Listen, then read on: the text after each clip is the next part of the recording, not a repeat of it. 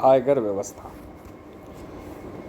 अगला लेक्चर है यही आयकर व्यवस्था से स्टार्ट कर रहे हैं। आयकर व्यवस्था ग्रामीण प्रशासन की महत्वपूर्ण विशेषता थी। ये ग्रामीण प्रशासन थी। आयागार व्यवस्था, आयगार, ठीक है, जो भी ऐसे इंग्लिश में लिखा जाए। आयगार व्यवस्था ने चोल स्थानीय स्वशासन का स्थान लिया था। तो चोल स्थानीय स्वशासन का स्थान लिया था आयगार ने। इनके अंतर्गत प्रत्येक गांव में 12 शासकीय व्यक्ति थे। तो आयगर में 12 शासकीय व्यक्ति को नियुक्त किया जाता था, जिन्हें आयगर कहा जाता था। ये ग्रामीण प्रशासन थी। इसमें आयगर में 12 लोग थे, 12 इंडिविजुअल्स, 12 लोग इसमें काम करते थे या रहते थे। यही सब निर्णय उर्णय लेते होंगे। सभा ही हो गई, प्रधान वरदान के साथ पंचायत नहीं बैठती, जैसे पंचायत ही हो गई है, ग्राम पंचायत। इन आयगर अधिकारियों की नियुक्ति केंद्र सरकार करती थी इनकी नियुक्ति, लेकिन ये आयगर पद आनुवांशिक होते थे। ठीक है, ये आयगर पद क्या थे? आनुवांशिक होते थे। तो जो ये पद हैं ये आयगर के आनुवांशिक होते थे, हेरिडिटरी थे, और बच्चे इनके होते जाते थे नीचे। तो प्रधान का बेटा प्रधान, उसका बेटा प्रधान, ऐसे वाला चल रहा था। तो ये आयगर का बेटा आयगर, ये सब। आयगर अपने पदों को बेच भी सकते थे, याद रखिए, बेच सकते थे पदों को आयगर। इंपॉर्टेंट पॉइंट, कंसेप्चुअल पॉइंट है। उन्हें वेतन के बदले लगान और करमुक्त भूमि प्रदान की जाती थी। तो वेतन नहीं दिया जाता था, उनके लगान और करमुक्त भूमि प्रदान की जाती थी। किनको? ये आयगरों को। और ये अपने पदों को भी बेच सकते थे, बहुत इंपॉर्टेंट पॉइंट। उनको ज़मीन उमीन दी जाती थी, और पेंशन, वेतन, कैश वैश नहीं था।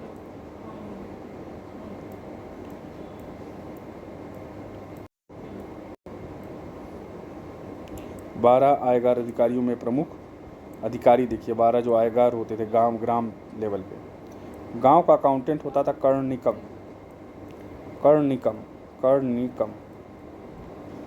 गांव का प्रधान अकाउंटेंट कर्णिकम। कर ले रहा है, कर टैक्स से आप याद कर लो, कर माने टैक्स होता, तो कर्णिकम हो गया। तलार जो था चौकीदार ही हो गया। गौड़, ग्राम प्रशासक गौड़ था। गौड़ क्या था? ग्राम प्रशासक। सेन त्योवा, ग्राम का लेखाधिकारी।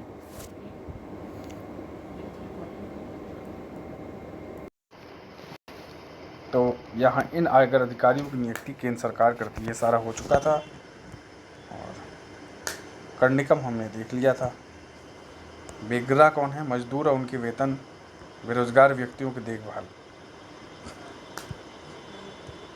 तो बेरोजगार व्यक्तियों की देखभाल जो करते थे वो बेगरा होते थे, और मजदूरों उनकी वेतन को भी देखते थे।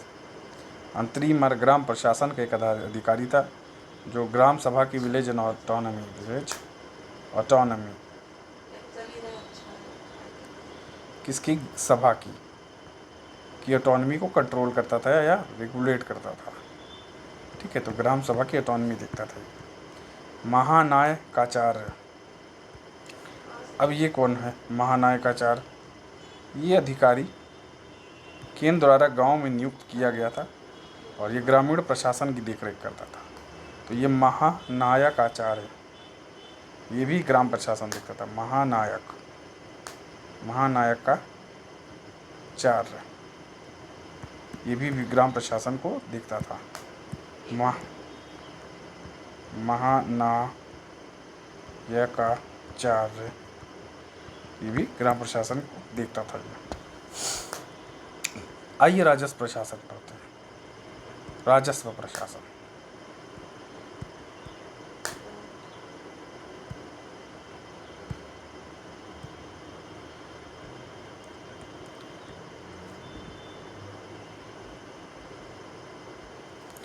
राजस्व प्रशासन, केंद्रीय राजस्व प्रशासन को अथवन या अठावने कहा जाता था। तो अथवन कहा जाता था राजस्व प्रशासन को, अथवन या अठावने। अठवन या अठावने राजस्व प्रशासन कहा जाता था, अठावने। और कृषि प्रधान अर्थव्यवस्था होने के कारण लगान आय का प्रमुख साधन था। तो कृषि प्रधान था, तो यहाँ लगान लिया जाता था। लगान का निर्धारण भूमि की उत्पादकता, खिलजी में भी उत्पादकता देखी गई थी। खिलजी में क्या था? उत्पादकता देखी जाती थी। सिंचाई भूमि की पैदावार और की किस्म के आधार पर किया जाता था कि किस तरह की भूमि है। तो रैशनल था ये, पैदावार देख लेना, रैशनल रेवेन्यू कलेक्शन था, रैशनल रेवेन्यू कलेक्शन। ठीक है। नीलकंठ शास्त्री के अनुसार, एक नीलकंठ शास्त्री थे, इनके अनुसार राज्य जो है उपज का छठा भाग भूमि कर में वसूलता था। अशोका टाइम में भी 1/6 रेवेन्यू था और यहाँ भी भूमि कर 1/6 था। और भूमि कर को शिष्ट कहा जाता था। तो अगर शिष्ट आय कहें, शिष्ट भूमि कर, शिष्ट इज द भूमि कर। शिष्ट राज का आय का मुख्य स्रोत था। तो प्राइम सोर्स, चीफ सोर्स था आय का, चीफ सोर्स ऑफ रेवेन्यू शिष्ट। ठीक है, चीफ सोर्स ऑफ रेवेन्यू शिष्ट। भी बात करें, कृष्णदेव राय ने 1/3 से 1/2 भाग भूमिगर वसूला। तो 1/3 और 1/2 किसने वसूला? कृष्णदेव राय जी ने 1/3 और 2 वसूला। ब्राह्मणों से 1/20 लिया, तो ब्राह्मणों से तो बहुत कम लिया, 1/20। और तथा मंदिरों से 1/30, तो मंदिरों से भी लिया गया पर 1/30 लिया गया टेम्पल से। ठीक है, 1/30। सामान्यतः भू राजस्व की दर 26 से 30% थी, 26 to 30% थी। ज़्यादातर ये 26 से 30% भू राजस्व की दर।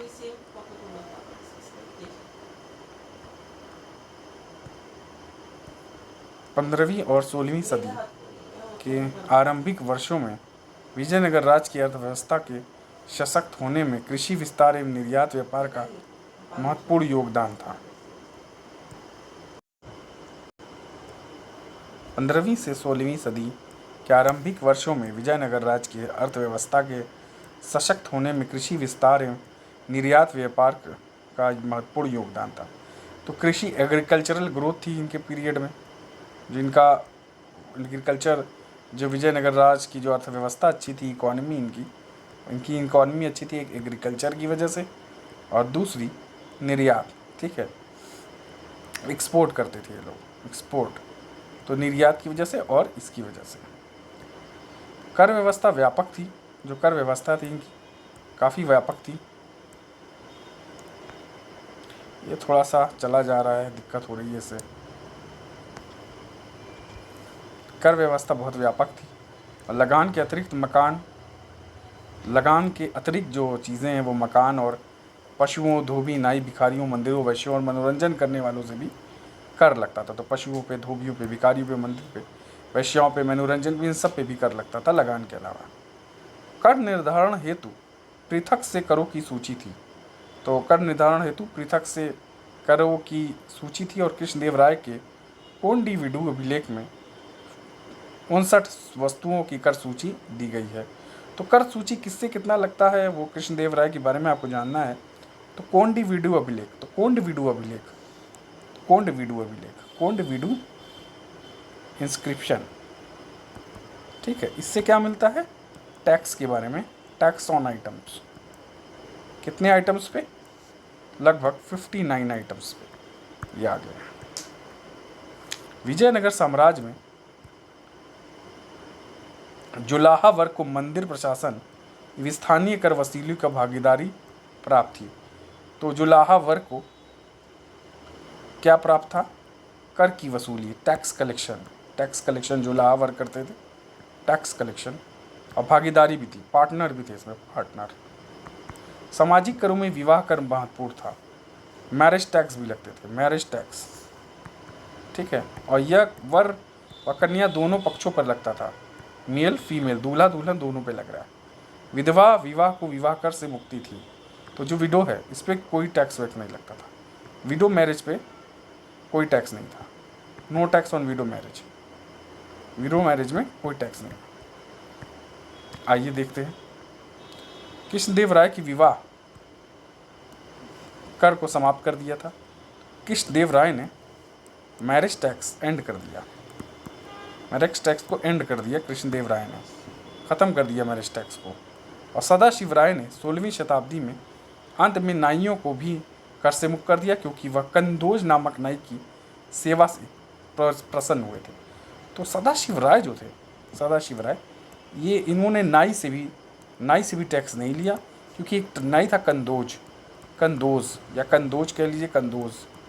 इसने इसके काम से बहुत इम्प्रेस हुए थे और इसलिए टैक्स हटा दिया। क्या टैक्स नहीं लिया? किससे? नाइयों से। कृष्णदेव राय ने भूमि कर के सही निर्धारण के लिए भूमि का सर्वेक्षण कराया, इंस्पेक्शन, लैंड का इंस्पेक्शन करवाते थे, प्रोडक्टिविटी देखते थे, और गणराय एवं गणकोल का प्रयोग किया।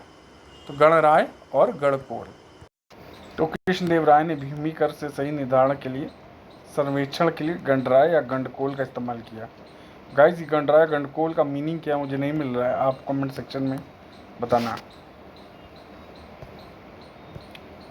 फिर विभिन्न प्रकार की भूमि, ब्रह्मदेव जो ब्राह्मणों को दी जाती थी, देवदेव मंदिरों को दी गई, मठापुर मठों को दी गई, और अमरम जो थी सैनिक व असैनिक अधिकारियों को दी जाती थी, और भंडारवाद ग्राम भूमि, ऐसे ग्राम भूमि जो केंद्र के प्रत्यक्ष निरीक्षण में खालसा की तरह रहते थे, तथा इसी भूमि को किसान राज को प्रत्यक्ष देता था। तो इसी भूमि के किसान राज को प्रत्यक्ष, तो ये एक ऐसी भूमि थी जो केंद्र के प्रत्यक्ष भूमि खालसा की तरह, खालसा लैंड प्रत्यक्ष नियंत्रण में थी केंद्र के। ठीक है, ये क्या नाम है? भंडारवाद ग्राम। क्या नाम था? भंडारवाद ग्राम। ठीक, लैंड, भंडारवाद। फिर यहाँ पे देखते हैं, भंडारवाद हो गया। उम्बली, उम्बली क्या है? उम्बली है गांवों में विशेष सेवाओं के बदले दी जाने वाली लगान, मुक्त भूमि है। तो विशेष कई सेवाएं होती हैं, उनके लिए जो लगान दिया जाता था, विशेष सेवाओं में के बदले लगान जो दिया जाता था, वो उम्बली होता था। उनबली कह लो, उम्बली, उनबली होगा या उम्बली होगा, मे बी उनबली ही होगा, उनबली, इस तरह से लिख के आए, उनबली। तो क्या होता था?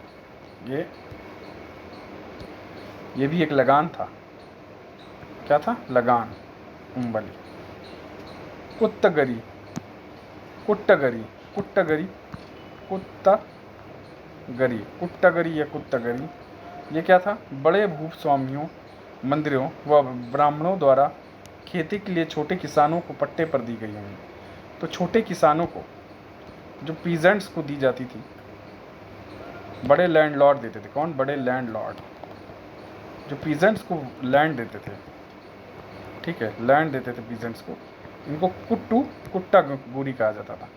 कुत्तगुरी, कुत्तगरी, कुत्तागरी। ठीक है, कोट्टयम जैसे विलेज हेड में, जैसे कोट्टयम है, ये कुत्तगिरी हो गया। ठीक, रक्त या रक्त या खत, कौड गए, युद्ध में शौर्य प्रकट करने वाले या युद्ध में मृत सैनिकों के परिवार वालों को। तो युद्ध में जो सैनिक शौर्य में शहीद हो गए, उनको दिया जाता था खत। क्या दिया जाता था? देखो, खत या रत्त लिखा, रत्त, रत्त या खत, या कोड गए, कोड गई, कोड गए, कोड गए। कोड गए नदी थी। 3 नदियाँ जो, 3 ज़मीनें जो दी जाती थी, यहाँ रत्त है और कोड गई, या कोड गए लिख दो, कोड गए या रत्त। ये किसको दिया जाती थी? शौर्य को, जो शहीद हो जाते थे। एरी पत्ती, एरी पत्ती यह जलाशय की भूमि केवल दक्षिण में ही होती थी। एरी पत्ती है जलाशय की भूमि है और ये दक्षिण में ही होती थी। और एरी पत्ती भूमि के राजस्व का प्रयोग ग्राम के जलाशयों की देखरेख के लिए होता था। तो जो भी ग्राम में जलाशय हैं, ठीक है, तो जो भी ग्राम में जलाशय हैं, उनकी देख रेख के लिए ये होता था। ठीक, कोई भी विलेज में, गांव में रिजर्वायर है, रिजर्वायर, उसकी देख रेख के लिए जो ज़मीन होती थी वो एरी पत्ती। तो अब एरी पत्ती क्या होगा? एरी पत्ती या तो ऐसे होगा। ठीक है, एक बार इसकी इंग्लिश देखते हैं कैसे लिखा गया है। एरी पत्ती जो था, एरी पत्ती जो, इसके बारे में देखा जाए तो जो एरी पत्ती था, देखो ये मतलब ये है कि एरी पत्ती लैंड है और ये विलेज रिजर्वायर जो है, ठीक है, राजस्व, इसके परिपत्ति भूमि का राजस्व प्रयोग में जलाशयों, और ये तालाब है, तो यहाँ से जो भी रेवेन्यू कलेक्ट हुआ, जो भी पैसा वैसा आया, वो यहाँ लगा दिया जाता था, कलेक्टेड यहाँ पे खर्च कर दिया जाता था इसके मेंटेनेंस में, इसके मेंटेनेंस में। तो रेवेन्यू जो यहाँ से कलेक्ट हो रहा है एरीपत्ती से, ये एरीपत्ती लैंड से जो रेवेन्यू कलेक्ट हो रहा है, वो यहाँ जलाशय की देखरेख में लगा दिया गया। फिर यहाँ पे देखते हैं मान्य। मान्य क्या है? मान्य जो है आयंगरों को प्रदत्त कर भूमि, जो आयंगरों को जो प्रदत्त कर भूमि थी, ठीक है, वो मान्य थी।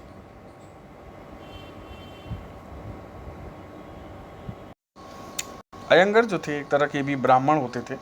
अयंगर एक तरह के ब्राह्मण थे। इनको जो प्रदत्त कर भूमि दी जाती थी, जो इनको जो फ्री लैंड दिया जाता, tax free land, tax free land दिया जाता था, किसको? मान्य कहा जाता था अयंगरों को।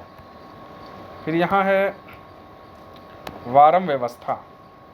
भूस्वामी व पट्टेदार के मध्य उपज के हिस्सेदार। तो वारम व्यवस्था में क्या है?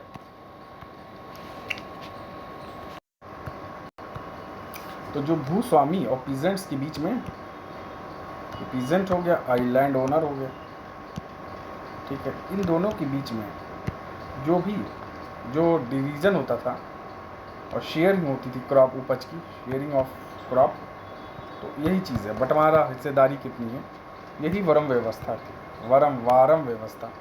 तो वारम कैसे आएगा? वारम, ठीक है, शेयरिंग ऑफ प्रोड्यूस, ठीक है, जो भी प्रोड्यूस हो रहा है। गृहकर को, जो गृहकर है, हाउस टैक्स को कहा जाता था वसल पाणम। क्या कहा जाता था? वसल पाणम। क्या था वसल पाणम? हाउस टैक्स था वसल पाणम। और तटकर क्या था? तटकर लैंड टैक्स था, तटकर। इसको कहा जाता था केवलागार।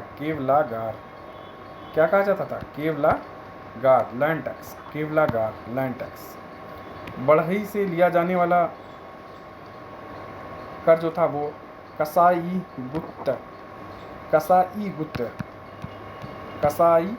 गुत्त इस तरह से होगा, एक बार देखते हैं। कसाई दुख बढ़ई पे कर लगाया जाता था। तो ये जो देखिए, ये भी ये जो कसाई गुत्त है, कसाई गुत्त या कसाई गुत्त, इस तरह से होगा कि क्या था? बढ़ई पे टैक्स लगता था, बढ़ई पे टैक्स, ठीक। कसाई गुत्त। कुरुवई चावल था, कुरुवई क्या था? चावल था, ठीक है। और राइस। विजयनगर में सिंचाई के लिए पृथक विभाग नहीं था और सिंचाई की व्यवस्था व्यक्तिगत प्रयासों से की जाती थी। सिंचाई के प्रयास करने वालों को राज्य करमुक्त भूमि प्रदान करता था, साथ ही राजस्व का एक भाग भी प्रदान करता था। विजयनगर शासकों ने तुंगभद्रा नदी पर मदगा झील का निर्माण कराया। तो विजयनगर के शासकों ने मदाग झील पे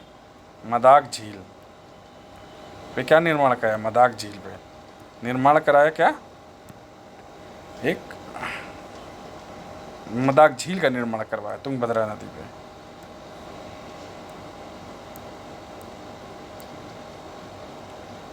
लावारिस संपत्ति होती थी, इससे भी सिंचाई के साधनों की मरम्मत की जाती थी, के लिए किया जाता था। लावारिस संपत्ति को भी प्रयोग किया जा सकता था। विजयनगर शासकों ने बांध, कूप एवं तंगाड़ का निर्माण करा के कृषि को बढ़ावा दिया। बांध बनाए, कूप बनाया, तड़ाग बनाया, तो इन्होंने ये सब बनाए। अरासु स्वतंत्रम नामक कर पुलिस व्यवस्था को बनाए रखने के लिए था। तो अरासु स्वतंत्रम, तो पुलिस व्यवस्था को बनाने के लिए अरासु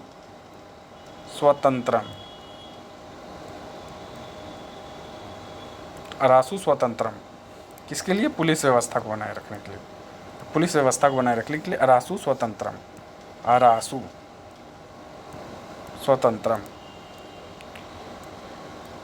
पुलिस विभाग को कवलकार कहते थे। कवलकार क्या था? कवलकार।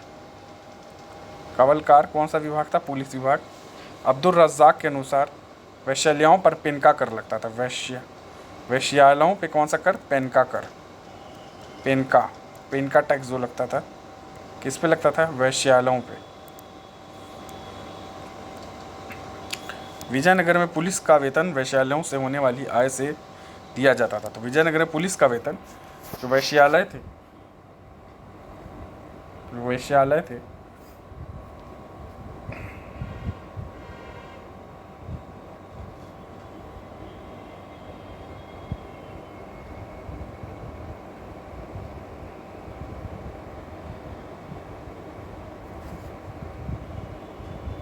पुलिस का वेतन जो था वह वैश्यालयों से होने वाले आय से दिया जाता था। इसको पेन का कहा जाता था, जो अनुसार वैश्यालयों पे जो कर लगता था पेन का, इनसे पुलिस विभाग को फंड किया जाता था।